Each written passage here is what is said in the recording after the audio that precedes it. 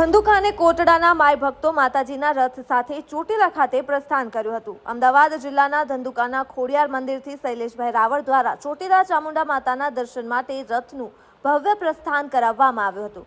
દર વર્ષે ચૈત્રી પૂનમના શુભ દિવસે કોટડા અને ધંધુકાના માય ભક્તો માતાજીના રથ સાથે પગપાળા યાત્રા કરી ચોટીલા પહોંચે છે। પગપાળા જનાર ભક્તો 25 વર્ષથી પણ વધુ સમયથી આ પરંપરા નિર્ભયપણે નિભાવતા આવ્યા છે। ચોટીલા ડુંગર પર માં ચામુંડા માતાજીની ધ્વજારોપણ કરી લાપસી અને ભોજન પ્રસાદ ચડાવી ભક્તિભાવ પ્રગટાવવામાં આવે છે। આ યાત્રામાં ખાસ કરીને વર્ષોથી જોડાયેલા 5 માય ભક્તો કાંજીભાઈ, હસુભાઈ અને મનન્નાભાઈ રથની સાથે માતાજીના ગુણગાન ગાતા આગળ વધે છે। દર વર્ષે મોટી સંખ્યામાં હરિભક્તો પણ આ પવિત્ર યાત્રામાં જોડાય છે અને ભક્તિમય માહોલ સર્જે છે। Reporter CK Barad. बोलो चामुंडा मात की जय, गजानन गणपति महाराज की जय।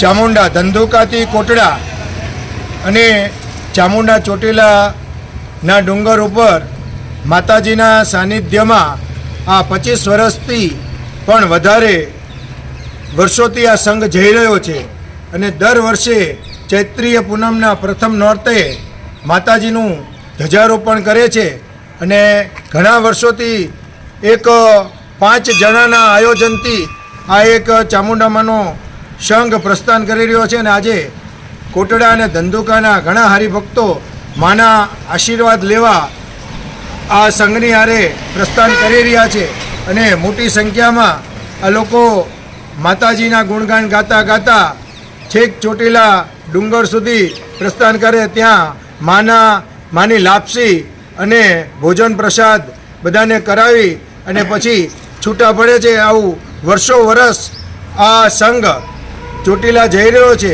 અને માતાજીના દરેક નામ લેતા લેતા વધુને વધુ દર વર્ષે પ્રગતિ થાય છે એમની અને દર વર્ષે આવું નવું સરસ આયોજન ગામનો સાથ સહકાર અને મળી રહે છે અને આ લોકો આટલી મોટી ઉંમરના હોવા છતાં અમારા કાંજીભાઈ, હસુભાઈ અને મનાભાઈ અને બીજા બધા હરિભક્તો જે છે આવી જહેમત ઉઠાવી અને માના ગુણ ગાતા ગાતા આવા સરસ કાર્યો કામ કરે છે। બોલો ચામુંડા માત કી જય।